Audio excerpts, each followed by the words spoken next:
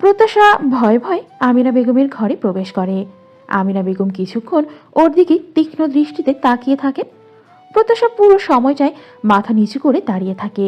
এভাবে অতিবাহিত হয় ক্ষণকাল। অতঃপর তিনি প্রত্যাশাকে গম্ভীর কণ্ঠে বসতে বলেন। প্রত্যাশা অদূরে রাখা সিঙ্গেল সোফাটায় চুপচাপ বসে। আমিনা বেগম গম্ভীর স্বরে বলেন, তো ভদ্র সাজতে হবে না, তাকাও আমার দিকে। প্রত্যাশা তাকায় ওনার দিকে, তবে ওনার মুখের দিকে সরাসরি তাকাতে অক্ষম, শুধু মাথাটাই উঁচু করেছে। উনি ফের জিজ্ঞেস করেন, শাড়ি পরতে পারো? প্রত্যাশা না সূচক মাথা নাড়ে। উনি বলেন, মুখে উত্তর দাও। জি না। শাড়ি পরিয়ে দেয় কে? আপু। ত্রিদা দিদিভাই। হ্যাঁ। শাড়ি পরা শিখে নেবে, আর এবার থেকে শাড়ি পরবে সবসময়। আচ্ছা। কামকাজ তো কিছু পারো না নাকি? সবসময় দেখি ধিং ধিং করে ঘুরে বেড়াও। পারি। কি কাজ পারো? বাসন মাজতে পারি, আর ঘর গুছাতে পারি। কি? আর আর কিছু পারি না। কিছুই পারো না? না। পারো না যখন তোতলাচ্ছ কেন? তোমার মা দেখি তোমায় কিছুই শেখায়নি। এবার থেকে শুধু টোটো করে ঘুরে না বেরিয়ে শাশুড়ির থেকে কিছু কাম কাজ শিখে নেবে, বুঝেছো? আচ্ছা। আচ্ছা আচ্ছা করো না। আমার দাদুভাইয়ের সেবা যত্নটুকুও করছো নাকি শুধু এদিক সেদিক ঘুরে বেড়াচ্ছ? দাদুভাই বাড়ি ফিরলে দেখি তুমি দাদুভাইয়ের থেকে 10 হাত দূরে থাকো। অত দূরে দূরে থাকো কেন? একটু হাতে হাতে কাজ করে দিতে পারো না? স্বামী বাইরে থেকে ঘরে ফিরলে কি করতে হয় জানো না? কি করতে হয় দাদু? খাবার বেড়ে দিতে, জিনিসপত্র গুছিয়ে এগিয়ে দেবে, কি লাগবে না লাগবে সেদিকে খেয়াল রাখতে হয়, বুঝেছো? প্রত্যাশা মাথা নেড়ে বলে, বুঝেছি। দেখে এদিকে এসো। আমিনা বেগম এবার ওকে কাছে ডাকেন। হুম। এদিকে এসো। প্রত্যাশা এবার ওনার দেখানো জায়গায় বেড়ে গিয়ে বসে। উনি প্রত্যাশার মাথার কাপড় ফেলে দেন। মাথার দিকে অল্পক্ষণ তাকিয়ে থেকে ভ্রু কুঁচকে বলেন, গোসল করনি? না। না কেন? দুপুরে করব দাদু। দুপুরে করবে কেন? জানো না একসাথে থাকলে সকাল সকাল গোসল করতে হয়? দুপুরে গোসল করার জন্য বসে আছো কেন? আমি তো দুপুরেই গোসল করি।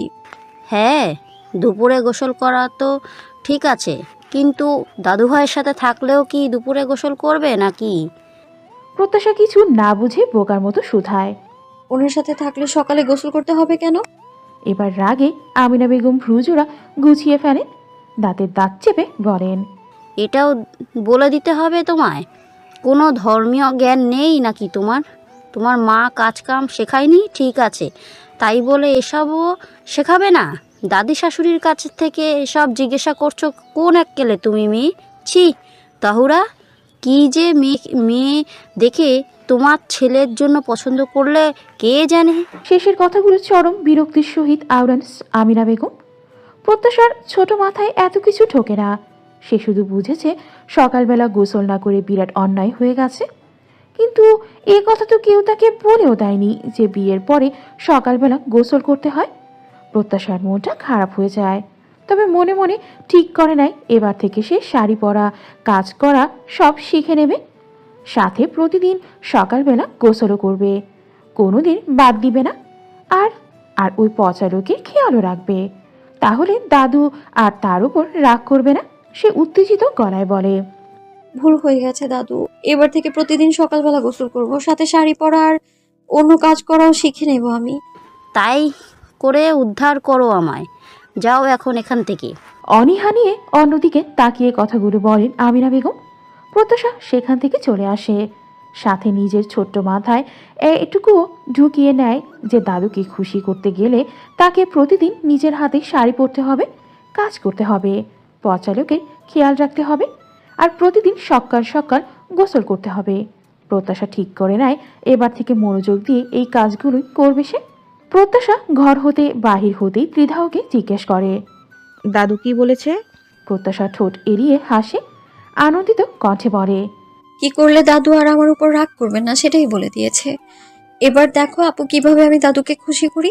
দাদু আর আমার উপর রাগ করে থাকতেই পারবে না। প্রত্যাশার হাসি আর কথা দুটোতেই ত্রিধার একটু খটকা লাগে। সে তো ভেবেছিল দাদু আজও প্রত্যাশাকে আবার বকাবকি করবে, কিন্তু কি এমন বলল যে প্রত্যাশা এভাবে মিটিমিটি হাসছে। ত্রিধা সন্দেহপ্রবণ কণ্ঠে শুধায়, দাদু কি বলেছে তোমায়? এটা সিক্রেট, তোমার সাথে বলা যাবে না। দাদু যখন একেবারে আমার উপর খুশি হয়ে যাবে তখন বলবো। আমার সাথে বলা যাবে না? এখন বলবো না, কিন্তু দাদু আমার উপর খুশি হয়ে গেলে বলবো। তখন দেখো তাক লেগে যাবে তোমার। এই যে পিঙ্কি প্রমিস করলাম, তখন বলবো। শেষ বাক্যটি ডান হাতের কনিষ্ঠ আঙুল ত্রিধার দিকে এগিয়ে বলে প্রত্যাশা। ত্রিধা বলে, আচ্ছা ঠিক আছে, এবার চলো, পূর্ণ তোমার জন্য অপেক্ষা করছে। আজ পূর্ণ ভাই স্কুলে যায়নি? আজ ওদের ছুটি, সরকারি ছুটি। দেখছো না, আজ আমিও বাড়িতে রয়েছি। ও, কিন্তু ভাইয়া আমার জন্য অপেক্ষা করছে কেন? ও চেস বোর্ড নিয়ে বেরিয়েছে তোমার সাথে খেলবে বলে। গার্ডেনে গিয়েছে, যাও, ওখানে সুপ্তিও আছে। কিন্তু আমি তো দাবা খেলতে পারি না। ঠিক আছে চলো, আমিও খেলবো, তোমাকে শিখিয়ে দেব। না না, আমি দাবা খেলা শিখতে চাই না, তুমি আমার সাথে এসো তো। কোথায়? এসো তো, তারপর বলছি। প্রত্যাশা ত্রিধাকে টেনে টুনে ওর ঘরে নিয়ে যায়। ঘরে গিয়ে তরুণকে ঘুমোতে দেখে যেমন তড়িৎ গতিতে এসেছিল অমন তড়িৎ গতিতেই থেমে যায়। পা জোড়া একটু উঁচু করে ত্রিধার কানের কাছে গিয়ে ফিস ফিস করে বলে, আপু দেখো এখনো কেমন ঘুমোচ্ছে। তাই তো দেখছি, কিন্তু তুমি আমাকে এখানে এনেছো কেন? এখানে তোমাকে এনেছিলাম আমি শাড়ি পরা শিখবো বলে, কিন্তু এখন তো উনি ঘুমোচ্ছেন এখানে। চলো তোমার ঘরে যাই। হঠাৎ শাড়ি পরা শিখতে চাইছো যে? প্রতিদিন তোমার থেকে পড়তে ভালো লাগে না, শিখে রাখা উচিত তাই না? আর তাছাড়া যখন তুমি থাকবে না তখন আবার শাড়ি পরিয়ে দেবে কে? আমি তোমাকে নিয়ে আজ শপিংয়ে যাব। এ কদিন ছুটি, সময় কোনোটাই পাইনি। আজ যাব, কিন্তু ড্রাইভার ছিল না বলে এতক্ষণ ওয়েট করছিলাম। এটা যে এখনো ঘরের মধ্যেই পড়ে পড়ে ঘুমাচ্ছে, আগে জানলে একেই তুলে নিয়ে যেতাম। দাঁড়াও, ওকে ডাকি। কথাগুলো শেষ করে ও তরুণের দিকে এগিয়ে যায়। প্রত্যাশা দৌড়ে গিয়ে ওকে আটকায়, ফিস ফিস করে বলে, ডেকো না আপু, আমার জামা লাগবে না, আমি শাড়িই পরবো। শাড়ি পরতে তোমার অসুবিধা হবে, তাছাড়া সব সময় শাড়ি পরে থাকা যাবে না।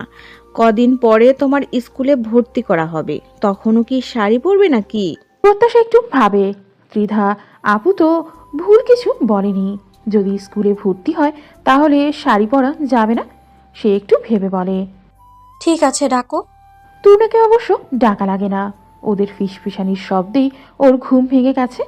ও কনুইতে ঠেস দিয়ে বিছানা থেকে মাথা কিঞ্চিত উপরে তুলে ওদের দিকে তাকিয়ে চোখ মুখ কুঁচকে বিরক্ত কণ্ঠে বলে, এই তোমাদের সমস্যাটা কি? এখানে এসে কি শুরু করেছো? যাও, বাইরে যাও। আমাদের কোনো সমস্যা নেই, এবার আপনি দয়া করে উঠে পড়ুন তো মহারাজা। তরুণও ত্রিধার কথায় পাত্তা না দিয়ে পারবো না। বলে ফের চোখ বন্ধ করে শুয়ে পড়ে।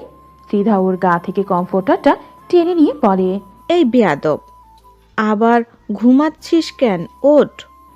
তরুণও কমফোর্টারের এক কোণা টেনে বলে, আপনি প্লিজ ঘুমাতে দাও, সারা রাত ঘুমোতে পারিনি। এখন আবার সাত সকালে তুমি এসে আমার ঘুমের পিছে লাগলে কেন? সমস্যা কি তোমার?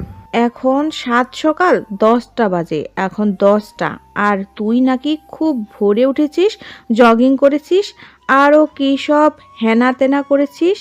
এই তোর সেসবের নমুনা? বললাম তো রাতে ঘুমোতে পারিনি, এখন প্লিজ ঘুমাতে দাও। রাতে কি হয়েছিল হ্যাঁ, যে ঘুমাতে পারিসনি? কাজ করছিলাম। কি কাজ? সেটা তোমার না জানলেও চলবে। এখন যাও তো এখান থেকে। তুই উঠবি? নো। তরুণের নাকচ করা সত্ত্বেও ত্রিধা যায় না সেখান থেকে। সে নাছোড়বান্দা। তরুণকে শপিংয়ে যাওয়ার জন্য জোরাজুরি করতে থাকে। তরুণও যাবে না বলে জিদ দেখিয়ে শুয়ে থাকে। আর প্রত্যাশা ভ্যাবলার মতো দাঁড়িয়ে থেকে ওদের কাণ্ড দেখতে থাকে। অত্যাধুনিক শপিং মলের শীতাতপ নিয়ন্ত্রিত ক্যাফেট এরিয়াতে বসে আছে তরুণ। ত্রিধার সাথে তর্কে না পেরে শেষ অবধি তাকে শপিং মলে আসতেই হলো। তবে ওদের সাথে দোকানে দোকানে ঘুরে শপিং করার ন্যূনতম ইচ্ছে নেই। তাই সে একা একা ক্যাফেটেরিয়াতেই বসে আছে। সামনে এক কাপ কফি, সেটা সেখানেই হেলায় পড়ে আছে। এতক্ষণে বোধহয় শরবতে পরিণত হয়েছে সেটা। ওর কফিতে মনোযোগ নেই, ওর সম্পূর্ণ মনোযোগ ফোনের স্ক্রিনে, ফোনটা সামনে ধরে রাখা। প্রায় গত আধা ঘন্টা যাবৎ সে এখানেই বসে ভিডিও কলে কথা বলে চলেছে। শান্ত ভঙ্গিতে নিচু স্বরে কথা বলছে। এতক্ষণে ফোনের স্ক্রিনে যে মানুষটা ছিল তার চেহারা একবার বদল হয়, অর্থাৎ লোকটা বদল হয়েছে। ফোনের স্ক্রিনে ভেসে উঠেছে অন্য মুখ। তরুণ বলে, good job Shahrukh Khan. Thank you sir, it's my pleasure. থাক বেটা, আর ধপ দিতে হবে না। এসআরকের নাম নিলাম আর দেখি 32 পাটি দাঁত বের করে হাসছিস। আফটার অল জুনিয়র স্কাউন্ট বলে কথা। জুনিয়র এসআরকে না ছাই তুমি। হাও, এখন তো তুমি এসব বলবেই। আচ্ছা, তুমি ঢাকা ফিরবে কবে? এদিকের কাজ শেষ হলেই যাব, তুই ওদিকটা সামলা। আর শোনো, ডক্টর তোমার সাথে মিট করতে চাইছে। Is everything okay? Love you, no idea, but I think medical কন্ডিশনের গ্রেপ্টাস হয়েছে। ও গড, ও পেটাই হোক। সব ঠিক হয়ে যাবে, ডোন্ট ওয়ারি। আমি ঢাকা ব্যাক করে ডক্টরের সাথে কথা বলবো। ওকে, বাই। বাই। তরুণ ফোন কেটে কফি মগ থেকে এক চুমুক কফি মুখে দিতেই চোখ মুখ কুঁচকে ফেলে। কফি ঠান্ডা হয়ে গেছে বিধায় আর 1 কাপ কফি অর্ডার করে ফোন ঘাঁটতে থাকে। ভাইয়া এখানে একা বসে কি করছো? ওদিকে চলো না। সুপ্তির ডাকে তরুণ ফিরে তাকায় ওর দিকে। ওদের সাথে শপিংয়ে পূর্ণ আর সুপ্তিও এসেছে আজ। সুপ্তি প্রথমে আসতে চায়নি, তবে পরে আবার এসেছে। তরুণ ওর থেকে দৃষ্টি হটিয়ে ফের ফোনের স্ক্রিনে নজর নিবদ্ধ করে বলে, না, আমি এখানেই ঠিক আছি, তোরা গিয়ে শপিং কর গিয়ে। তুমি প্লিজ চলো না, আমার একা একা ভালো লাগছে না। একা কোথায়? আপি, পূর্ণ, প্রত্যাশা সবাই তো আছে। আপনি তো পতাশাকে নিয়ে ব্যস্ত, আর পূর্ণ নিজের মতো চলছে। ওর সাথে আমার ঝগড়া হয়েছে। তুমি প্লিজ আমার সাথে চলো না, আমি একটাও জামা চুজ করতে পারি না এখনো। তুই কি আমাকে জামা চুজ করার জন্য নিয়ে যাচ্ছিস নাকি? হ্যাঁ, তুমি চলো তো। আরে না বোন, আমি তোর জামা চুজ করতে পারবো? তুই আপিকেই গিয়ে বল, ওর ফ্যাশন সেন্স ভালো। আই থিঙ্ক আবির চেয়ে তোমার ফ্যাশন সেন্স ভালো। আমি তো সব সময় তোমার জামা কাপড়ের উপর ক্রাশ খাই। আই সয়ার ভাইয়া, আমি যদি ছেলে হতাম না তাহলে ড্রেসের ক্ষেত্রে সবসময় তোমাকেই ফলো করতাম। তবে মেয়েদের ক্ষেত্রে আমার ফ্যাশন সেন্স বিশ্রী। তুই এখন যা। আরে এমন করছো কেন? তুমি প্লিজ চলো না। সুপ্তি এবার তরুণের হাত ধরে টানছে। তরুণও বলে, আরে আমি কি তোদের জামা কাপড়ের কিছু বুঝি নাকি? আমি কি চুজ করে দেব? যা হয় দিও, এখন চলো। সুপ্তি এক প্রকার তরুণকে ওখান থেকে জোরপূর্বক নিয়ে আসে। শুভ্র রঙা পাঞ্জাবি আর পাজামা পরে তরুণের ঠিক সামনের চেয়ারটায় বসে মিট মিট হাসছে সাদাব আদম, সাথে ক্ষণে ক্ষণে কফি মগে চুমুক দিচ্ছে। তরুণ ঠিক ওর বরাবর চেয়ারটায় বুকে হাত গুজে চেয়ারে গা এলিয়ে বসে আছে। সমান্তরালভাবে চেয়ে আছে সাদাবের দিকে, ওর মুখেও বক্র হাসি। সাদাব কফি মগে চুমুক দিয়ে সেটাকে আলগোছে টেবিলে রেখে শুধায়। তরুণ আলগোছে ঠোঁট এড়িয়ে হাসে, বলে, তা বলুন শালাবাবু, কেমন আছেন? কি খবর? খবর ভালোই, আর আপনাদের দোয়ায় আলহামদুলিল্লাহ ভালোই আছি। আপনি? ভালোই আছি। তা হঠাৎ বার, ডান্স ক্লাব, নাইট ক্লাব ছেড়ে শপিং মলে দেখা মিলল যে আপনার? ও এলাম একটু। তবে যাই বলুন দুলা ভাই, আপনার মুখে আপনি সম্বোধনটা শুনতে কিন্তু বেশ লাগছে। তা আপনি পার্টি অফিস, সভা, সেমিনার ছেড়ে হঠাৎ শপিং মলে যে? ভোট ভিক্ষা চাইতে এসেছেন নাকি? ভিক্ষা? আমরা ভোট ভিক্ষা চাই না তুন্য। জনগণ আমাদের ভালোবেসেই ভোট দিয়ে নেতা নির্বাচন করে। ভালোবাসা? তারা তো আর জানে না এসব রাজনৈতিক নেতাগুলো এক একটা মাকাল ফল। ওরা সাধারণ জনগণ শুধু ফলের বাইরেটাই দেখতে পায়, ভেতরটা দেখার সৌভাগ্য ওদের হয় না।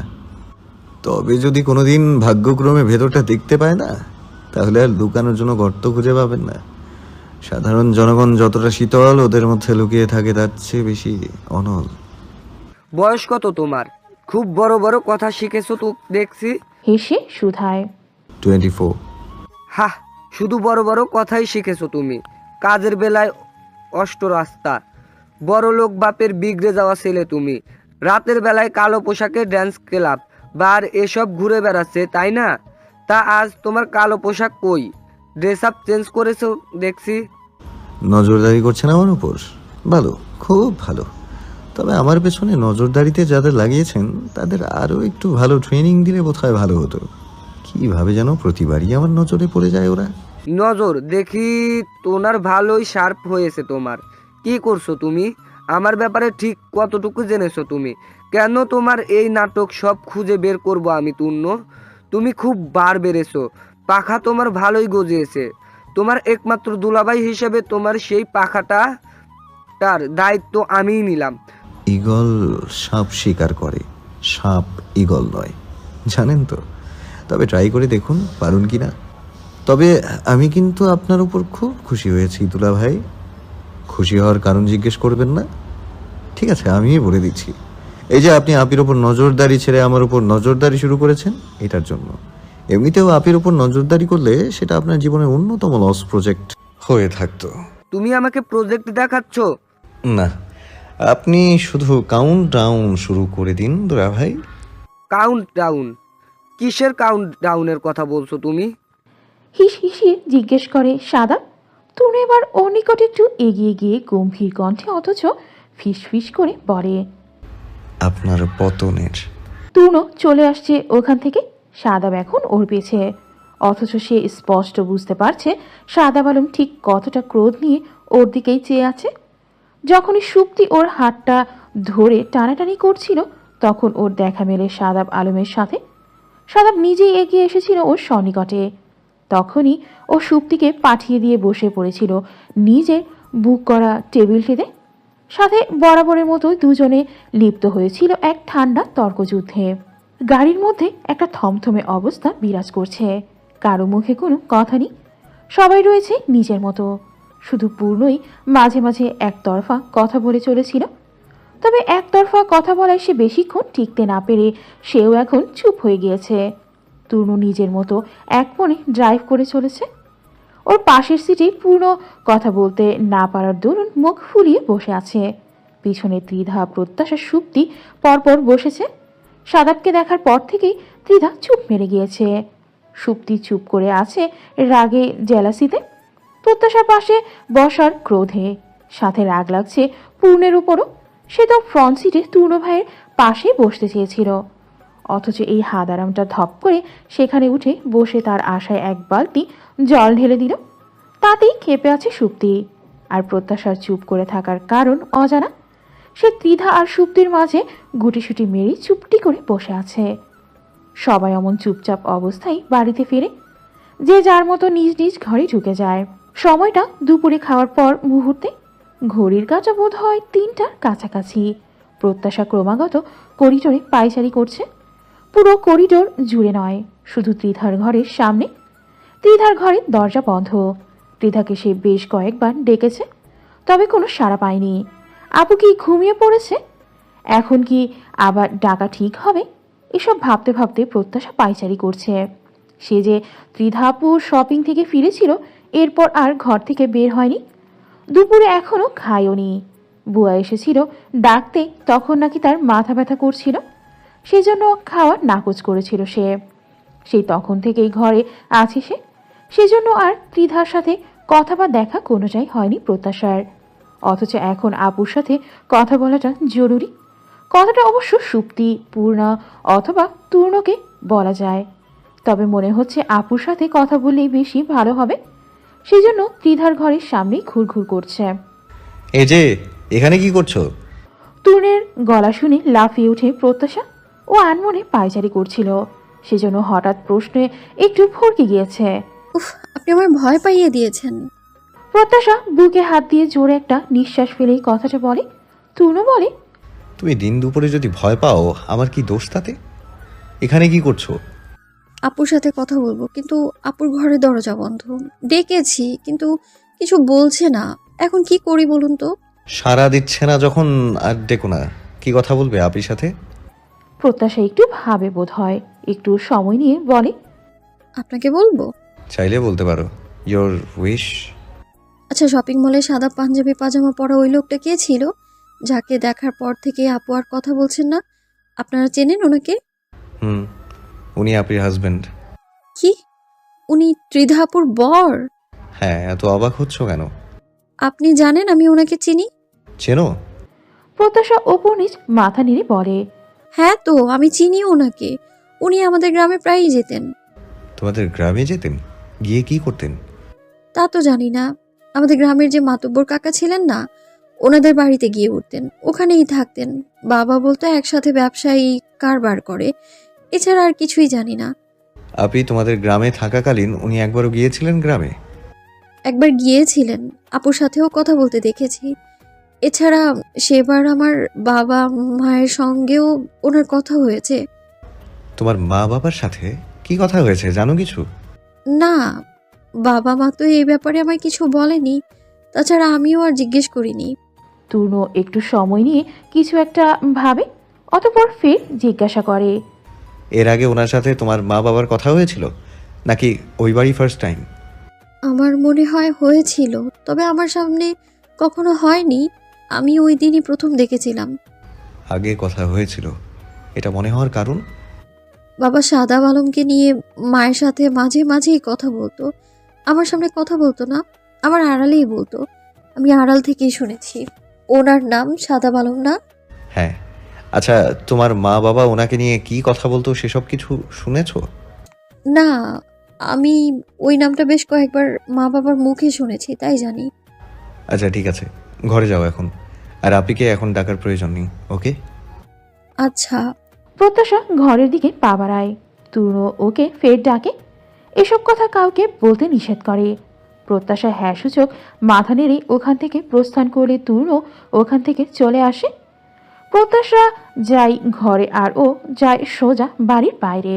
আজ প্রত্যাশা সকাল সকাল ঘুম থেকে উঠেই গোসল করেছে, নিজে নিজে শাড়িও পরেছে। কাল সন্ধ্যা থেকে ঘুমানোর আগ পর্যন্ত ত্রিধা থেকে শুধু শাড়ি পরাই শিখেছে। ত্রিধা মেয়ের এমন কাণ্ডে অবাক হয়েছিল বটে, তবে মেয়েটার আগ্রহ দেখে আর কিছু বলেনি। শিখিয়ে দিয়েছে শাড়ি পরা। কাল যতটুকু শিখতে পেরেছিল সেই অনুযায়ী আজ শাড়ি পেঁচিয়েছে কায়ায়। লম্বা শাড়িখানার আঁচল মাটিতে গড়াগড়ি খাচ্ছে। কুচি করার ফলে ওপরের দিকটা ফুলে উঠেছে, কুচিগুলো মাটিতে গড়াগড়ি খাচ্ছে। বহু কষ্টেও এগুলোর সমাধা করতে পারছে না সে। শাড়ি পরতে গিয়েও এদিকে শাড়ির বেহাল দশা। লম্বা চুলের পানিতে পিঠের দিকটা ভিজে একাকার। শাড়ি পরার উত্তেজনায় চুলে তোয়ালে পেঁচাতেই ভুলে গিয়েছে ও। এবার তাড়াতাড়ি চুলে তোয়ালেটা পেঁচিয়ে নিয়ে কোনো মতে কুচি আগলে ওয়াশরুমের বাইরে পা বাড়ায়। তবে হাঁটতে তার বেজায় অসুবিধা হচ্ছে। ওয়াশরুমের দরজার কাছে গিয়ে একবার উস্টা খেয়ে পড়তে পড়তেই বেঁচে যায়। এবার কোনো মতে ড্রেসিং টেবিলের সামনে গিয়ে দাঁড়ায় ও। ড্রেসিং টেবিলের সামনে গিয়েই ওর সকল উত্তেজনা হাওয়ায় মিলিয়ে যায়। শাড়ি পরার এহেন বেহাল দশা দেখে ওর এবারে কান্নাই পেয়ে যায়। ওয়াশরুমের আয়নায় সম্পূর্ণ শরীর দৃশ্যমান না হলেও ড্রেসিং টেবিলের আয়নায় ওর সম্পূর্ণ শরীর দৃশ্যমান। ও চরম হতাশা নিয়ে মুখ কালো করে একবার নিজেকে ঘুরে ঘুরে দেখে। এবারও সত্যি সত্যি কান্নাই করে ফেলে। কাল রাতে এত কষ্ট করে শিখলো, আজ সকালে 4-5 বার খুলে আবার পরল। কত কষ্ট হয়েছে তারই শাড়িটা পরতে। তার এত পরিশ্রম এভাবেই জলে গেল। এভাবে বাইরে গেলে তো সবাই হাসবে ওর উপর। কাল রাতে ত্রিধা আপুকে যে এত বড় মুখ করে বলল এবার থেকে সে একাই শাড়ি পরবে, আর কারো সাহায্য লাগবে না। কিন্তু সে তো পারলই না। এখন আবার ত্রিধা আপুর কাছে যাবে। প্রচণ্ড দুঃখে ওখানে দাঁড়িয়ে ফুপিয়ে ফুপিয়ে কাঁদতে থাকে আর ক্রমাগত চোখ মুছতে থাকে প্রত্যাশা। যেমন চোখের জল আটকানোর বৃথা প্রয়াস। এভাবে কতক্ষণ কেটে যায় জানা নেই প্রত্যাশার। সহসাই পিছে থেকে ভেসে আসে আশ্চর্যান্নাতীয় কণ্ঠস্বর। এই মেয়ে, সকাল সকাল কাঁদতে শুরু করেছো কেন? কি হয়েছে? তবু এতক্ষণ ঘুমিয়েছিল। প্রত্যাশার ফুপানোর আওয়াজেই ওর ঘুম ছুটেছে। তবে তরুণের আওয়াজে হেলদোল দেখা যায় না প্রত্যাশার মধ্যে। ও কান্না করতেই ব্যস্ত। তরুণ ওর দিকে কিছুক্ষণ ভ্রু কুঁচকে তাকিয়ে থাকে। প্রত্যাশার মুখটা দেখা যাচ্ছে আরশির মাধ্যমে, সরাসরি শুধু ওর পিছন দিকটাই দৃশ্যমান। তরুণ ফের ডেকে ওঠে ওকে। প্রত্যাশা, কি হয়েছে? সকাল সকাল কাঁদতে শুরু করেছো কেন? আর যদি কাদারি হয় তাহলে বাইরে গিয়ে কাঁদো, আমার ঘুমে ডিস্টার্ব হচ্ছে। প্রত্যাশা সত্যি সত্যি ওখান থেকে সরে আসে, তবে বাইরে যায় না। কাচের দরজা ঠেলে সোজা ব্যালকনিতে যায়। তরুণ বুঝে পায় না এই মেয়ে সকাল সকাল উঠে কাঁদতে লেগেছে কেন। ক্ষণিকের ব্যবধানে সে নিজেও বিছানা ছেড়ে উঠে ব্যালকনিতে যায়। প্রত্যাশা এক কোণায় দাঁড়িয়ে চোখ মুছছে। তরুণ হাত বগল দাবা করে দাঁড়িয়ে ওর দিকে প্রৌঢ় দৃষ্টিতে তাকিয়ে জিজ্ঞেস করে, কি হয়েছে, কাঁদছো কেন? প্রত্যাশা এবার কান্না ভেজা কণ্ঠে নিজের দিকে তাকিয়ে বলে, দেখুন না, আমি একা একা শাড়ি পরেছি, কি অবস্থা হয়েছে বলুন। কাল সারা রাত ধরে আপুর কাছে শাড়ি পরা শিখলাম, কিন্তু সকাল না হতেই সব গুলে খেয়েছি। আমি তো শাড়ি পরা শিখতেই পারিনি। আমি কি করব এবার? তূর্ণ এবারে বোধহয় প্রত্যাশার দিকে ভালো করে তাকায়। প্রত্যাশার শাড়ি পরার অবস্থা বেজায় বেহাল। মনে হচ্ছে খুব সুন্দর করে কাপড়খানা কোনো মতে পেঁচিয়েছে গায়ে। প্রত্যাশার অবস্থা দেখে এই মুহূর্তে তূর্ণের হাসি পাচ্ছে বেজায়। ঠোঁট টিপে প্রত্যাশার দৃষ্টির অগোচরে হাসেও বোধহয় একটু। তবে প্রত্যাশার সাথে কথা বলতে গিয়ে পরক্ষণেই মুখটাকে গম্ভীর বানিয়ে ফেলে। বলে, কাল শিখতে পারোনি তো কি হয়েছে, আবার শিখে নাও অন্য কোনো দিন। এর জন্য কান্নাকাটির কি আছে? দেখুন না আমি কিভাবে শাড়ি পরে ফেলেছি, এভাবে বাইরে যাব কি করে? শাড়িটা চেঞ্জ করলেই তো হয়ে যাচ্ছে। এই শাড়িটা পরতে পারিনি, অন্য শাড়ি পরবো কি করে? তোমাকে শাড়ি পরতে কে বলেছে? কাল জামা কিনে এনেছো না, একটা জামা পরে নাও। না, আমি জামা পরবো না, তাহলে কি পরবে? আমি শাড়িই পরবো। তাহলে আপির কাছে যাও। না, আমি আপুর কাছে যাব না। কাল আপুকে বলেছিলাম আজ থেকে আমি একা একা শাড়ি পরবো। এখন আপুর কাছে গেলে আপু আমাকে কি বলবে? কিছু বলবে না, যাও তুমি। যাব? যাও। আমাকে কেউ যদি এই অবস্থায় দেখে ফেলে তখন কি হবে? হাসবে তো।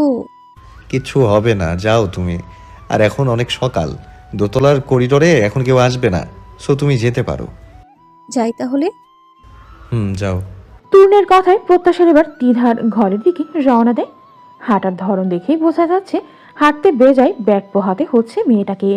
কোনো মতে পা পেতে পেতে হাঁটছে। প্রত্যাশা ব্যালকনি থেকে ঘরে এসে আবার থেমে যায়। মাথায় তোয়ালে আছে, খেয়াল হতেই থেমে যায়। ওটা চুল থেকে ছাড়িয়ে আবার ব্যালকনিতে আসে।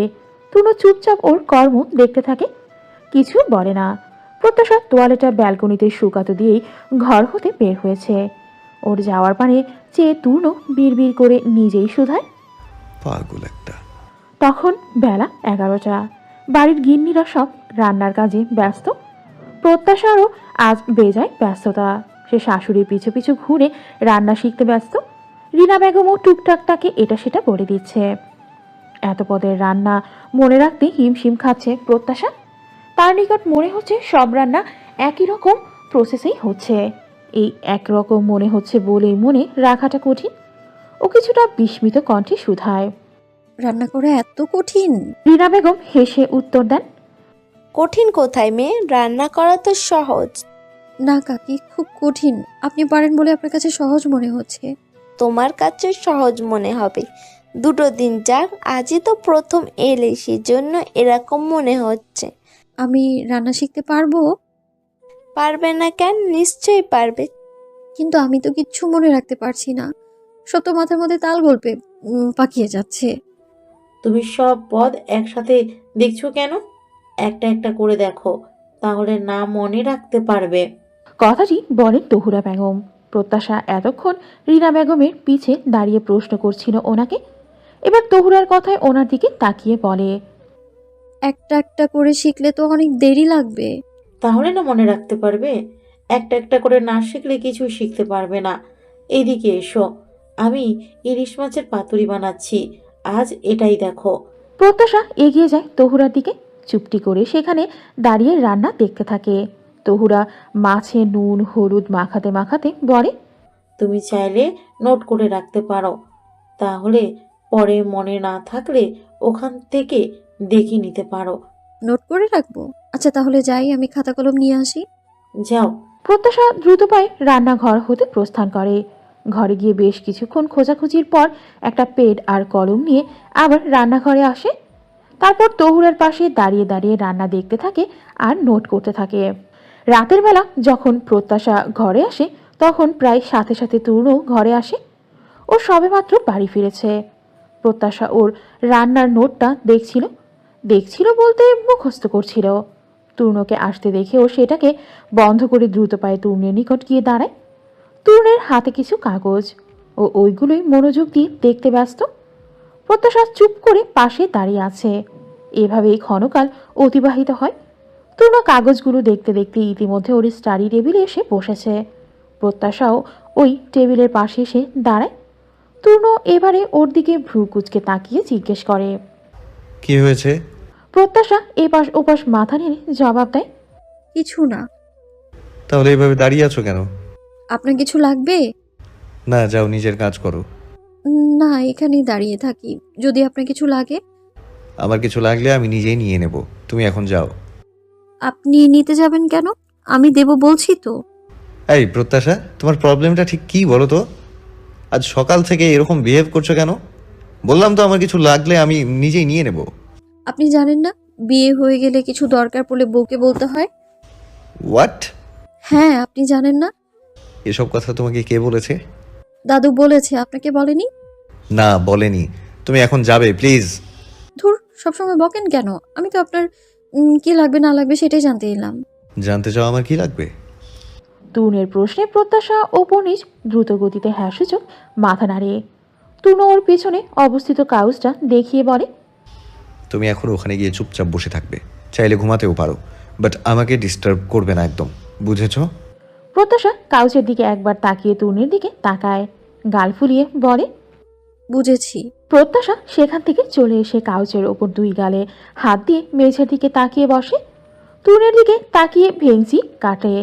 পরক্ষণে কিছু মনে পড়েছে এমন ভঙ্গিতে তুনের নিকট এগিয়ে যায়। প্রত্যাশা চলে যাওয়ায় তুনো ওর কাজে মনোযোগ দিয়েছিল। আবার এসে প্রত্যাশা ওকে ডাকায় এবারে বেশ বিরক্তই হয়। বিরক্ত কণ্ঠে শুধায়। আবার কি হলো? প্রত্যাশা ঝটপট প্রশ্ন করে। আপনি রাতে খেয়েছেন? না। খাবেন না? খাবো। আচ্ছা, আমি খাবার নিয়ে আসছি। তোমার নিয়ে আসার দরকার নেই, এবার যাও প্লিজ। আপনি তো এখনো খাননি, তাহলে আমি খাবার নিয়ে আসি। তোমাকে খাবার আনতে কে বলেছে?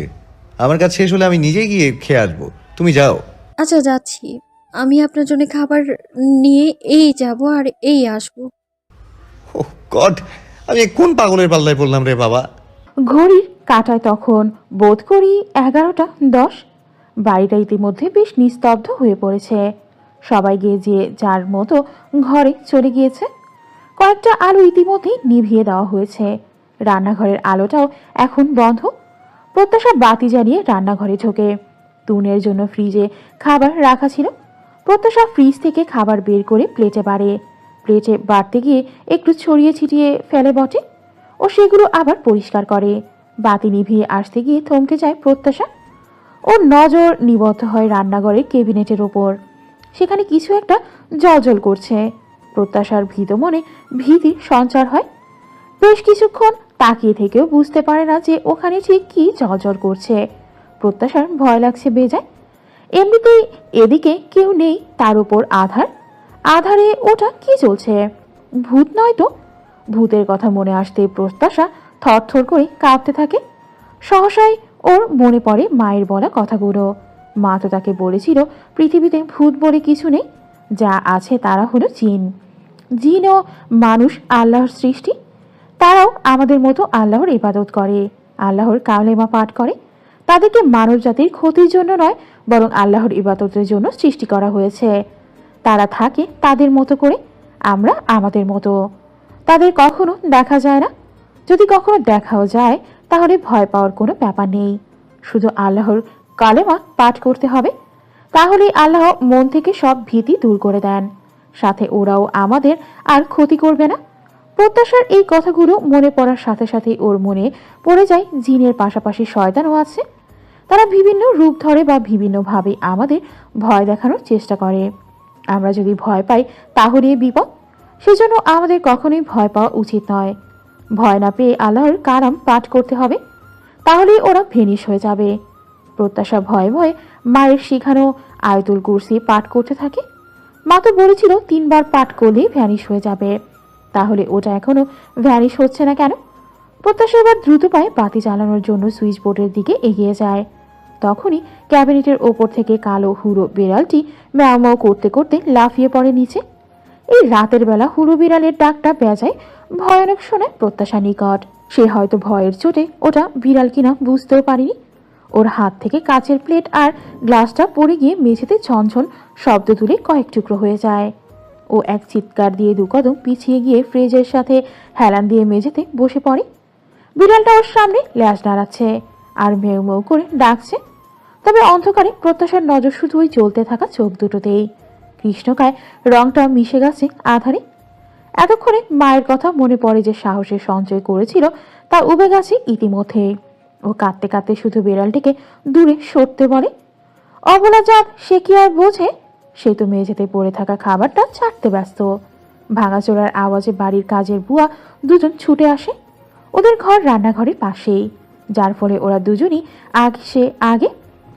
এসেই আগে রান্নাঘরের বাতি জ্বালিয়ে দেয়। বাতি জ্বালাতেই বিড়ালটা ম্যাও ম্যাও করে লেজ নাড়িয়ে একটু সরে যায়। প্রত্যাশাকে অমন করে বসে কাঁদতে দেখে দুজনেই এগিয়ে যায় ওর নিকট। একজন প্রত্যাশার নিকট বসে জিজ্ঞেস করে, কি হয়েছে বৌমা? এমন করে কাঁদছো কেন? ভয় পেয়েছো বৌমা? প্রত্যাশার সাড়া নেই। ও হাঁটুতে মুখ গুজে কাঁদছে। ওর পাশে বসা বুয়াটি অপরজনকে বলে, আরে এই মুখ পুরি, দাঁড়িয়ে দাঁড়িয়ে দেখছিস কি? যা তূর্ণ বাবাকে ডেকে নিয়ে আয়, তাড়াতাড়ি যা। আদেশ মোতাবেকই আরেকজন দ্রুত তূর্ণকে ডাকতে যায়। ক্ষণকালের ব্যবধানে তূর্ণ সেখানে এসে হাজির হয়। তূর্ণ সেখানকার অবস্থা দেখে ভ্রুজোড়া গুছিয়ে ফেলে। খাবার আর কাচের প্লেট আর গ্লাসের টুকরোগুলো পড়ে আছে মেঝেতে। প্রত্যাশা তখনও ফুপিয়ে ফুপিয়ে কাঁদছে, আর বুয়া ওকে থামানোর চেষ্টা করছে। তূর্ণ ওর নিকট এগিয়ে গিয়ে হাঁটু মুড়ে বসে জিজ্ঞেস করে, এই প্রত্যাশা, কি হয়েছে? কাঁদছো কেন? প্রত্যাশা, কথা বলো, কাঁদছো কেন? ভয় পেয়েছো? প্রত্যাশা কথা বলে না। ওর নজর নিবদ্ধ ওই ক্যাবিনেটের নিচে, যেখানে সেই জলজল করা বিড়ালের চোখ দুটো দেখা যাচ্ছে। বেশ কিছুক্ষণ ডাকার পরেও প্রত্যাশাকে কথা না বলে এক নজরে ওদিকে তাকিয়ে থাকতে দেখে তূর্ণ ওর নজর অনুসরণ করে ওদিকে তাকায়। ও এক দেখায় বুঝে ফেলে ওটা একটা বিড়াল। ও মাথা নিচু করে একটা তপ্ত শ্বাস ফেলে প্রত্যাশার গালে হাত রেখে নরম কণ্ঠে বলে, প্রত্যাশা, ডোন্ট প্যানিক। ওটা একটা বিড়াল, দেখো ওটা একটা বিড়াল। খালা, বিড়ালটাকে ওখান থেকে বের করুন তো। শেষ কথাটা বুয়াকে উদ্দেশ্য করে বলে তূর্ণ। বিড়ালটা দেখতেই বুয়া হইচই শুরু করে দেয় অপরজনের ওপর। এই ছেড়ি, বিড়াল এলো কিভাবে ঘরের মধ্যে? সারাদিন কি করে বেড়াস বাড়িতে? জন্তু জানোয়ার ঘরে ঢুকেই পড়েছে, খেয়াল থাকে না? আমি কি জানি ও কিভাবে ঢুকলো? ওই জানালা খোলা কেন? হ্যাঁ, তোরে না বলছি জানালা খোলা রাখবি না? জানালা তো দিয়েছিলাম, খুললো কেমনি? আচ্ছা ঠিক আছে, আপনারা ঝগড়া করবেন না প্লিজ। এবার থেকে খেয়াল রাখবেন, আর ওটাকে বের করে ওগুলো পরিষ্কার করুন। নিচে ফেলে রাখা খাবার আর কাচের টুকরোগুলো পরিষ্কার করতে করতে তূর্ণ ফের প্রত্যাশাকে ডাকে। প্রত্যাশা, দেখো ওটা একটা বিড়াল ছিল। বিড়াল দেখে কেউ ওভাবে ভয় পায় নাকি? কান্না থামাও, এবার ঘরে চলো। উঠো উঠো, দ্রুত উঠো। তূর্ণ প্রত্যাশার বাহু ধরে ধার করে। প্রত্যাশা এখনো ওই বিড়ালটির দিকে তাকিয়ে, যেটাকে একজন বুয়া তাড়ানোর চেষ্টায় লিপ্ত। প্রত্যাশাকে এখনো ওভাবে ভয় পেতে দেখেই তূর্ণ ওকে দুহাতে তুলে নেয় শূন্যে। অতঃপর চপল পায়ে হাঁটা ধরে ঘরের দিকে। প্রত্যাশাকে বিছানায় বসিয়ে ওর দিকে পানির গ্লাস এগিয়ে দেয় তূর্ণ। এই নাও, পানিটুকু খেয়ে নাও। আর এত ভয় পাচ্ছ কেন? ওটা বিড়াল ছিল, অর নাথিং এলস। প্যানিক করা বন্ধ করো। প্রত্যাশা তূর্ণের হাত থেকেই গ্লাসটা নিয়ে এক চুমুক পানি শেষ করে নিজেকে বোধহয় একটু সামলায়। পরপর শুধায়, বিড়াল ছিল, ভূত ছিল না? ভূত হতে যাবে কেন? ওটাকে তো তোমার সামনেই তাড়ানো হলো। না, ওটা ভূত ছিল। জানেন, মা বলতো দুষ্টু শয়তানগুলো এটা সেটা রূপ ধরে আমাদের কাছে এসে ভয় দেখায় আমাদের। কিন্তু ওটা তো শয়তান নয়, ওটা বিড়াল। সত্যি বিড়াল ছিল? হ্যাঁ রে বাবা, বিড়ালই ছিল ওটা। আমার দিকে তাহলে অমন করে চেয়েছিল কেন? ও তোমার দিকে নয়, তোমার হাতের খাবারের দিকে চেয়েছিল, বুঝেছো? প্রত্যাশা হাসিচোখ মাথা নেড়ে শুধায়, আমি বললাম তো আমি নিজে গিয়ে খেয়ে নেব। তোমাকে কে বলেছে বাকনামি করে খাবার আনতে? আমি আপনার বউ না? হ্যাঁ ঠিক আছে, তুমি আমার বউ, কিন্তু এরকম বোকাদের মতো বিহেভ করা প্লিজ বন্ধ করো। তোমাকে বউয়ের দায়িত্ব কে পালন করতে বলেছে? দাদু। দাদু বলেছে এসব? হ্যাঁ। ঠিক আছে, তোমার এসব করা লাগবে না। আগে যেভাবে চলতে সেভাবেই চলবে, বুঝেছো? আমি আপনার কথা শুনবো কেন? আমার কথা শুনবে না তো কার কথা শুনবে? দাদুর কথা। না, তুমি আমার কথা শুনবে, আর এসব আজাইরা কাজ করা বন্ধ করো, নয়তো এবার সত্যি সত্যি কিন্তু শয়তান আসবে তূর্ণের রূপ ধরে। আপনার রূপ ধরে শয়তান আসবে কি? আপনি তো নিজেই শয়তান। তূর্ণ একটা হতাশার শ্বাস ফেলে এই মেয়ের মাথায় যে এসব কে ঢুকিয়েছে সেটাই ভাবতে থাকে। মুখে বলে, বেখেয়ালে কথাটা বলি প্রত্যাশা মুখে হাত চেপে হাসতে থাকে। তূর্ণ ওর দিকে আগুন চোখে তাকিয়ে আছে। সেটা ও খেয়ালই করে না। ও যে কি বেফাস কথা বলেছে খেয়াল হতে হয় তখন যখন তূর্ণ ওকে দাঁতের দাঁত চেপে শুধায়। এই মেয়ে, কি বললে তুমি? আমি শয়তান? কথাটা কানে পৌঁছাতেই ন্যানো সেকেন্ডের ব্যবধানে প্রত্যাশার হাসি বন্ধ হয়ে যায়। ভীত কণ্ঠে শুধায়। না তো, আমি কিছু বলিনি। কি মনে করেছো আমি শুনিনি? আমাকে তোমার কানে কালা মনে হয়? প্রত্যাশা হ্যাসূচক মাথা নাড়ে। তূর্ণ দাঁতে দাঁত চেপে রাগত গলায় শুধায়। প্রত্যাশা? প্রত্যাশা বোঝে সে আবারও একখানা বেফাস কথা বলে ফেলেছে। না বাবা থাক, এই লোকের সাথে আর কথা বলা যাবে না, নয়তো আবারও কি বলতে কি বলে ফেলবে, তখন ধমক দিয়ে আমাকে কালা বানিয়ে দেবে। প্রত্যাশা কথাগুলো ভেবে তড়িঘড়ি শুধায়। আমার খুব ঘুম পাচ্ছে, আমি ঘুমোতে গেলাম। কথাটুকু শেষ হতেই প্রত্যাশা কাউচে এসে কম্বল মুড়ি দিয়ে শুয়ে পড়ে। মনে মনে চিন্তা করে নেয় এখন আর আপাতত কম্বলের ভেতর থেকে মুখ বের করা যাবে না কোনো মতেই। নিশুতি রাতের আধার ছাপিয়ে কৃত্রিম আলোয় আলোকিত হয়েছে আনান ভিলার বাইরের দিকটা। চারদিকে যেন নিয়ন বাতির মেলা, অথচ সেসব আলোর ভিড়ে সুপ্তির নজর নিবদ্ধ হয়েছে গার্ডেনের উত্তর দিকে অবস্থিত বেলি গাছটার দিকে। ঠিক ওই গাছটার নিচেই বসে ল্যাজ দোলাচ্ছে ওই কৃষ্ণবর্ণের হুড়ো বিড়ালটি। বিড়ালটিকে দেখে এই মুহূর্তে মনে হচ্ছে সেও এক দৃষ্টিতে চেয়ে আছে সুপ্তির পানে। ওই বিড়ালটির মতোই সুপ্তির আঁখি দুটো জ্বলছে, তবে আঁখি দুটো যতটা না জ্বলছে তার চেয়ে শতগুণে বেশি জ্বালা পোড়া হচ্ছে ওর অন্তরে। অন্তরের জ্বালা এত কষ্ট কেন? সেই জ্বালারই হয়তো সামান্য এফেক্ট চোখেও পড়ছে, যার দরুন চোখ দুটো জ্বলছে অহর্নিশ। তবে ওর চোখে জল নেই, চোখে রয়েছে উত্তপ্ত অনল, ঈর্ষার উত্তপ্ত অনল। ওই প্রত্যাশা নামক মেয়েটির প্রতি ঈর্ষার অনলে প্রতিনিয়ত জ্বলছে ও। ওই যে দূরে বেলি গাছের নিচে যে বিড়ালটি বসে আছে, ওটার প্রতি সুপ্তির কৃতজ্ঞতা জন্মেছিল ঠিক ওই সময়টাই যখন বিড়ালটির ভয়ে প্রত্যাশা কাঁপছিল, কাঁদছিল। সে তো পিলারের আড়াল থেকে সবকিছু দেখছিল, তার মধ্যে তখন এক পৈশাচিক আনন্দ অনুভূত হচ্ছিল। কিন্তু তূর্ণ ভাই এলো ওই মেয়ের প্রতি কেয়ার দেখালো, তখনই ঈর্ষার অনল তার মধ্যে জ্বলতে শুরু করেছিল। আর যখন ওই মেয়েকে কোলে তুলে ঘরে নিয়ে গেল তখন মনে হয়েছিল ওর মধ্যে কেউ বিষ ঢেলে দিয়েছে। কেন কেন কেন তূর্ণ ভাই, তুমি এমন করছো কেন? কেন ওর প্রতি কেয়ার দেখাচ্ছ? কেন তোমার এই বলিষ্ঠ শরীরে ফুলের দুই বাহুর শরীরটাকে জায়গা দিয়েছ? এই জায়গাটা তো শুধু আমার, তাই না? তাহলে ওকে কেন ঠাঁই দিলে? তুমি জানো না এসব দেখলে আমার কষ্ট হয়, খুব খুব খুব কষ্ট হয়। আমি এই কষ্ট যে সহ্য করতে পারি না। তুমি কেন বোঝো না তূর্ণ ভাই? I love you, I really love you so much, and you are my only mine. বেলি গাছের দিকে এক নজর তাকিয়ে থেকে নিজেই কথাগুলো বারংবার আওড়াতে থাকে সুপ্তি। ততক্ষণে বিড়ালটাও সেখান থেকে চলে গিয়েছে, শুধু রয়ে গেছে গাছ থেকে ঝরে পড়া বেলি ফুলের কিছু শুকনো পাতা আর পাপড়িগুচ্ছ, যেগুলো নিশীথের আধারে মিশে গেছে অবলীলায়। আজ শুক্রবার, সেজন্য বাড়ির সবাই আজ বাড়িতেই রয়েছেন। বাড়ির গিন্নিরা সকালের নাস্তা তৈরি করছেন। প্রত্যাশা ওদের সাথে ঘুরঘুর করে ওদের কাজে সাহায্য করছে, এটা সেটা হাতের কাছে এগিয়ে দিচ্ছে। বাড়ির ছেলে মেয়েগুলো সব যে যার ঘরে রয়েছে। তরুণের বাবা আফাজউদ্দিন সাহেব ড্রয়িং রুমের সোফায় বসে খবরের কাগজ পড়ছেন। বাড়ি থাকলে তিনি এই কাজটাই বেশি করেন। অবশ্য বেশিরভাগ সময় তিনি শুক্রবারের দিনও অফিসে থাকেন, বিকালে বাসায় থাকেন। তবে তিনি আজ সকাল থেকেই বাড়িতে আছেন। আমিনা বেগম ডাইনিংয়ে বসে প্রত্যাশার কাজ পর্যবেক্ষণ করছেন। আফাজ সাহেব এক কাপ চায়ের জন্য হাঁক ছুড়লেন। রান্নাঘর থেকে তহুরা একটু উঁচু গলায় বলে, এক কাপ তো খেলে, এখন আর চা খেতে হবে না, আমি ব্রেকফাস্ট দিচ্ছি, একটু অপেক্ষা করো। আমিনা বেগম ওনার কথা নাকচ করে বলেন, বৌমা চাইছে যখন আর এক কাপ দাও না, খেতে পড়ে দিও। এই যে নাত বউ, তুমি দাও তো শ্বশুরকে এক কাপ চা বানিয়ে। শেষ বাক্যটি তিনি প্রত্যাশাকে উদ্দেশ্য করে বলে। প্রত্যাশা কিছুটা ভয়ে ভয়ে শুধায়, তুমি ছাড়া আর নাত বউ আছে নাকি বউ এখানে? আমি যদি চা খারাপ করে ফেলি দাদু? খারাপ করবে কেন মেয়ে? শাশুড়ি পিছু পিছু তো দেখি 2 দিন ঘুরছো রান্নাঘরে শেখার জন্য? চা বানানো এখনো শেখোনি? হ্যাঁ মা তো শিখিয়েছে, কিন্তু কিন্তু আবার কি? বানাও তাড়াতাড়ি। প্রত্যাশা অসহায় চাহনিতেই তহুরা বেগমের দিকে তাকায়। তহুরা বেগম চোখের ইশারায় আশ্বাস দিয়ে বলেন, তুমি করো, আমি বলে বলে দিচ্ছি সেভাবেই করবে। প্রত্যাশা তড়িঘড়ি মাথা নেড়ে চুলোতে হাঁড়ি বসায়।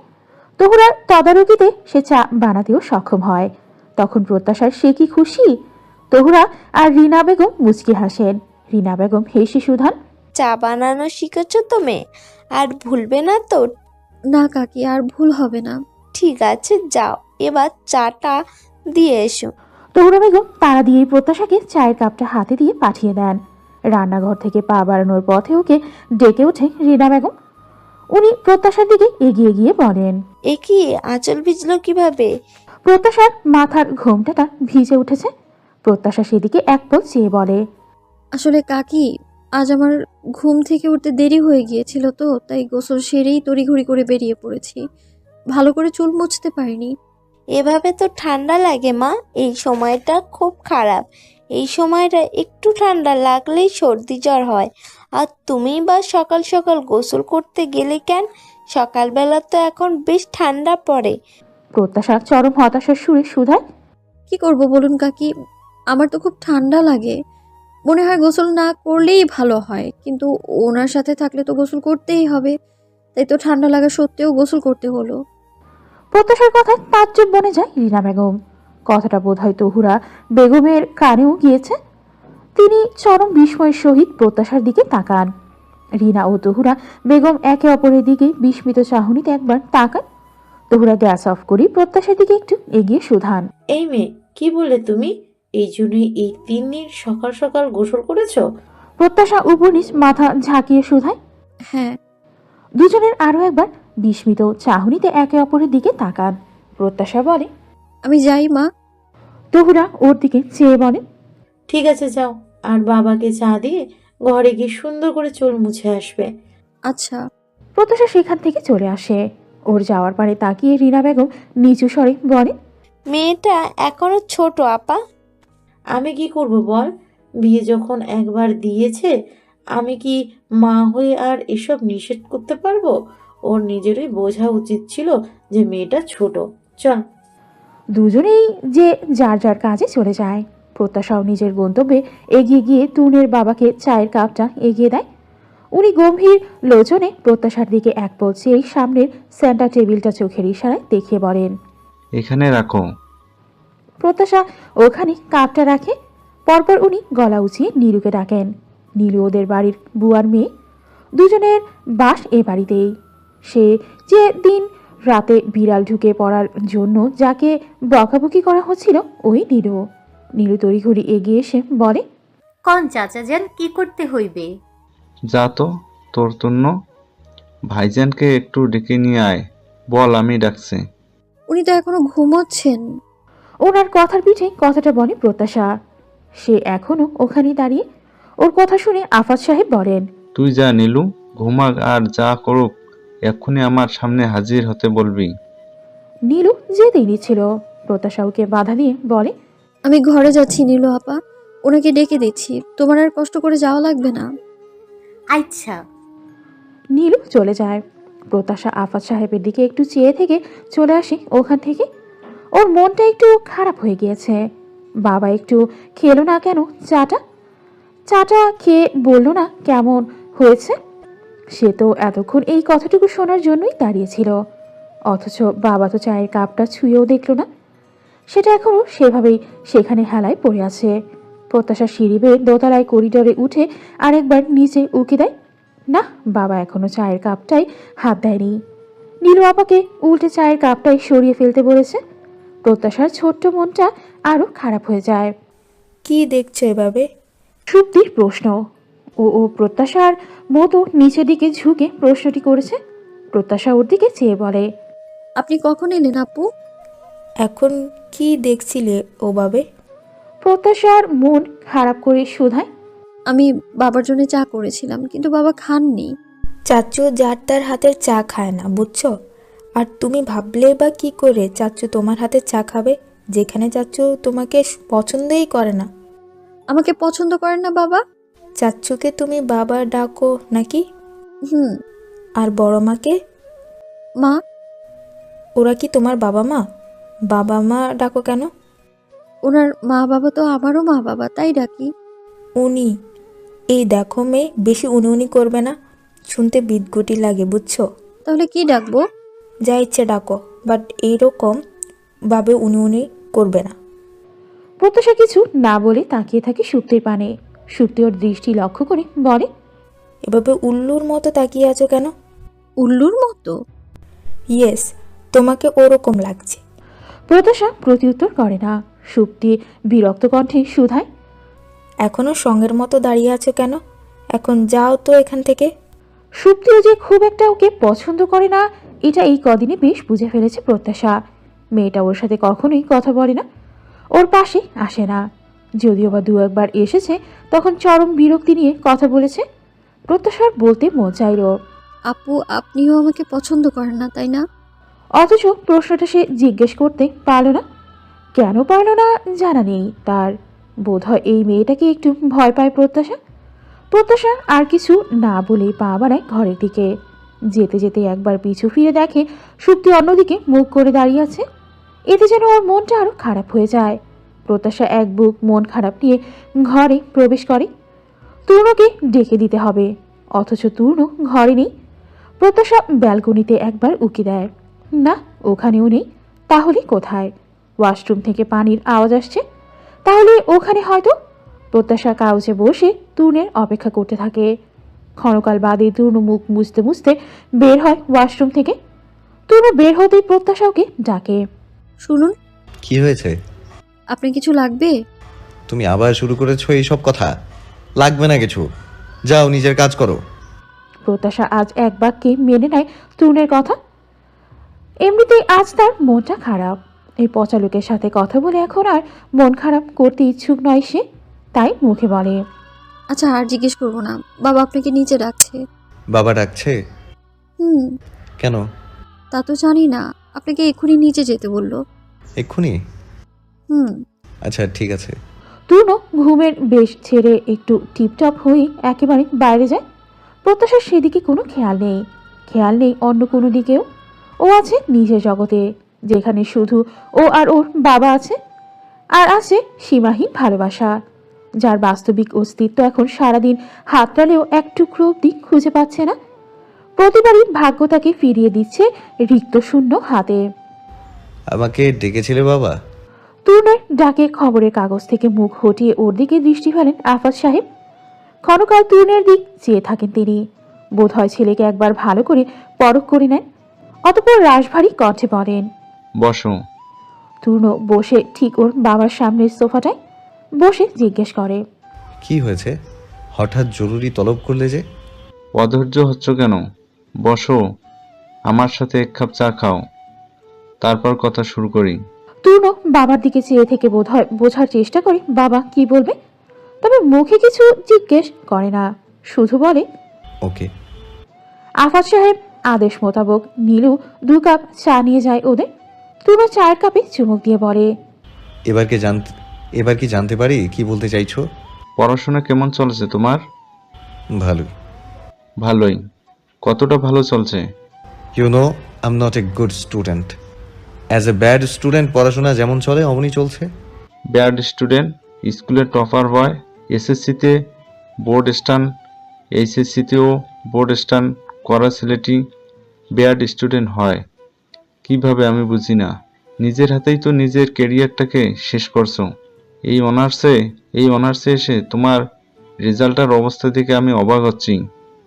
তূর্ণ, অবাক হওয়ার কিছু নেই বাবা, সময়ের আর পরিস্থিতির সাথে সাথে সব বদলে যায়। আর আমার রেজাল্ট অতটাও খারাপ নয় যেভাবে তুমি বলছো। এতটাও ভালো হয়নি, but it's enough for me. ঠিক আছে মানলাম, কিন্তু তোমার ওই খামখেয়ালিপনা, এসব কি তূর্ণ? ঘুরছো ফিরছো নিজের মতো, নিজের সমস্ত ডিসিশন নিচ্ছ নিজের মতো। আমাদের সাথে একবার আলাপ করার প্রয়োজন মনে করছো না। মানছি বড় হয়েছো, কিন্তু ভুলে যেও না তোমার বাপ চাচারা এখনো বেঁচে আছে, তাদের সাথেও কথা বলা উচিত তোমার কিছু ডিসিশন নেওয়ার আগে। আমি তোমাকে বলছিলাম গ্র্যাজুয়েশন দেশের বাইরে গিয়ে করো, তুমি তখন জেদ ধরছিলে বাইরে যাবে না, যা করার দেশের মধ্যেই করবে। ওকে মেনে নিয়েছিলাম তোমার কথা, কিন্তু পোস্ট গ্র্যাজুয়েশন এটাও দেশে থেকে করছো? হয় করছো যে আমাদের একবারও জানাওনি? তূর্ণ একটু হেসে শুধায়, তোমার সময় আছে নাকি ছেলেমেয়েরা কি করছে না করছে সেসব খোঁজ রাখার? তুমি তো সারাদিন কাজ নিয়েই পড়ে থাকো। কাজ নিয়ে পড়ে থাকলেও তোমার উপর থেকে আমার নজর কিন্তু সরেনি তূর্ণ। জানি, আফটার অল আমি তোমাদের শেষ ভরসা বলে কথা। তোমাদের এত বড় ব্যবসায়ী কারবার পরবর্তীতে তো আমাকেই দেখতে হবে, সূর্য তো আর এসব দেখবে না। সূর্য নিজের প্যাশন ফলো করছে, এর একটা ভবিষ্যৎ আছে। আর তুমি তুমি কি করছো? তোমার না আছে কোনো ক্যাপশন, তোমার না আছে কোনো প্যাশন, না আছে কর্ম, শুধু মাসে মাসে লাখ লাখ টাকা খরচ করছো। পার মান্থ তোমার ব্যাংক অ্যাকাউন্ট থেকে 1.5 লাখ টাকার উপরে উইথড্র করা হয়েছে। এত টাকা কি করছো তুমি? টাকা কি তোমার বেশি হয়ে গেছে যে এত টাকা অকারণেই খরচ করছো? তূর্ণ চায়ের কাপে চুমুক দিতে দিতেই বাবার কথা শুনে একদম শান্ত ভঙ্গিতে, কোনো প্রতিক্রিয়া দেখায় না। অতঃপর কাপটা টেবিলে রেখে বলে, দেখো বাবা, প্রথমত সূর্য যেমন ওর প্যাশন ফলো করছে, আমিও আমার প্যাশন ফলো করছি। কে বললো আমার প্যাশন নেই? আমারও প্যাশন আছে, আর আমি সেটার পেছনেই প্রতিনিয়ত ছুটি। দ্বিতীয়, আমি অকারণে তোমার টাকা খরচ করছি না, কারণ আছে বলেই আমি টাকা উড়াচ্ছি। তাছাড়া তোমার টাকা বেশি না হলেও কম তো কিছু হয়নি, মাঝে মাঝে একটু টাকা উড়ানো ভালো। তাছাড়া তুমি চিন্তা করো না, আমি ফেরত দিয়ে দেবো টাকা তোমাকে, ততদিন অপেক্ষা করতে হবে তোমায়। চিন্তা করো না, ফেরত দেবো বলেছি যখন ফেরত দেবো, ততদিন প্লিজ আমাকে টাকার খোঁটা দিতে এসো না। ফেরত দেবে কিভাবে? আর তোমার কি প্যাশন একটু শুনি, যে তুমি তোমার প্যাশন ফলো করছো? সময় হলে জানতে পারবে, বাট সরি বাবা, এখন বলতে পারবো না। বলতে পারো না? না। আফাদ সাহেব তীক্ষ্ণ দৃষ্টিতে তাকিয়ে আছে ছেলের পানে। রাগে ইতিমধ্যেই তার চোয়াল শক্ত হয়ে এসেছে। এই ছেলেটা ধীরে ধীরে চরম লেভেলের বেয়াদব হচ্ছে, এবার এর একটা ব্যবস্থা তিনি নিশ্চয়ই করবেন। তূর্ণ দিনে দিনে চরম লেভেলের বেয়াদব হচ্ছে, তার একটা ব্যবস্থা করতেই হবে। আফাদ সাহেব সেখানে বসেই ছেলের একটা ব্যবস্থা করে ফেলেন। তিনি কিছুক্ষণ তীক্ষ্ণ দৃষ্টিতে ছেলের দিকে তাকিয়ে থেকে শুধান, ঠিক আছে, আর জানতে চাইবো না তোমার প্যাশনের ব্যাপারে। তুমি কি করছো না করছো, কোথায় টাকা উড়াচ্ছ, সেসব ব্যাপারে আর কিছুই জানতে চাইবো না। আর তুমি যখন নিজের মতো চলবে বলেই ঠিক করেছে নিয়েছো, তখন একটা কথা মনে রেখো, আমার টাকায় যখন চলছো তখন আমারও কিছু কন্ডিশন পূরণ করতে হবে তোমায়। আর এখন তো তুমি একা নও, সাথে তোমার বউ আছে, দুজনেই চলছো আমার টাকায়, সেই জন্য কন্ডিশন তোমাকে মাস্ট বি পূরণ করতেই হবে। তুমি নিশ্চয়ই বুঝতে পারছো আমার কথা। বাবা, আওয়াজ নিচে তূর্ণ। মায়ের কথায় বিয়ে করেছো ঠিক আছে, সেটা মেনে নিলাম, কিন্তু দিনের পর দিন তোমার বউ আমার পরিশ্রমের টাকায় খাবে সেটা আমি মেনে নেব না। বউকে খাওয়াতে হলে পারলে নিজেও একটু পরিশ্রম করো, নিজের টাকা খাও বউকে। আফটার অন তুমি এখন আর ছোট নেই, কাজের বয়স, টাকা উপার্জনের বয়স হয়েছে তোমার। ওর জন্য কি তোমার খাবারে কম পড়ে যাচ্ছে নাকি টাকায়? ঠিক কোনটায় কম পড়ছে তোমার বলো তো বাবা? তুমি যা ভাববে তাই, তবে আমার কথায় কোনো নড়চড় হবে না। পারলে নিজে পরিশ্রম করে বউকে খাও। বাবা, আওয়াজ নিচে তূর্ণ। বারবার বাবা ডেকে কি প্রমাণ করতে চাইছো? একটা কথা মাথায় ঢুকিয়ে নাও, আমার সিদ্ধান্ত যা তোমাকে শুনিয়েছি তা আর বদলাবে না। বাবার কথায় রাগে ইতিমধ্যেই তূর্ণের চোয়াল শক্ত হয়ে গিয়েছে। সে খুব ভালো করেই বুঝতে পেরেছে এটা বাবার একটা সূক্ষ্ম চাল, যাতে সে ব্যবসায় যোগ দেয়। তার ব্যবসায় যোগ দেওয়ার জন্য বাবা যে এরকম একটা বিশ্রী ট্রিক্স অ্যাপ্লাই করবে সেটা ভাবতেই পারেনি তূর্ণ। সেজন্যই তার রাগ লাগছে। তূর্ণ মাথা নিচু করে ফোঁস করে একটা নিঃশ্বাস ফেলে, কিছু একটা ভাবে বোধ হয়। অতঃপর বলে, ওকে, বলো তোমার কন্ডিশন। ব্যবসায় যোগ দিতে হবে, এই তো? এই তো ঠিক বুঝেছ। আগামী সোমবার কানাডার একটা কোম্পানির সাথে ডিল রয়েছে আমাদের। ডিলটা আমাদের ঢাকার শাখা অফিসে হবে। আমি চাই ডিলটা তুমি হ্যান্ডেল করো। মনে রেখো ডিলটা আমাদের জন্য কিন্তু খুবই ইম্পর্টেন্ট। এত ইম্পর্টেন্ট যখন আমাকে দিচ্ছ কেন? আমি ব্যবসায় নতুন। নতুন তো কি হয়েছে, আমি জানি তুমি পারবে। আর তোমার সাথে আমাদের এখানকার ম্যানেজার থাকবে, ও তোমাকে সবকিছু বুঝিয়ে দেবে, বুঝেছো? আর কিছু বলবে? আপাতত না।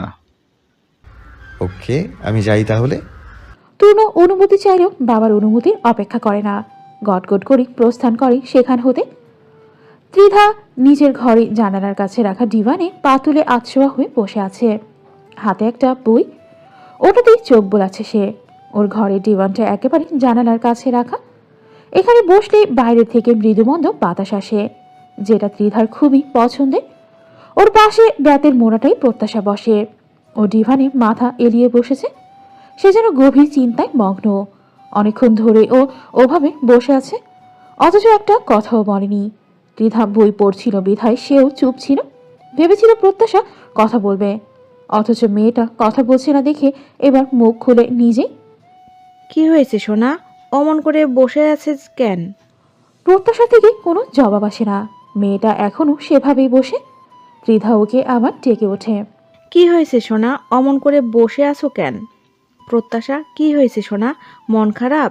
অমন করে বসে আছো কেন? কথা বলছো না কেন?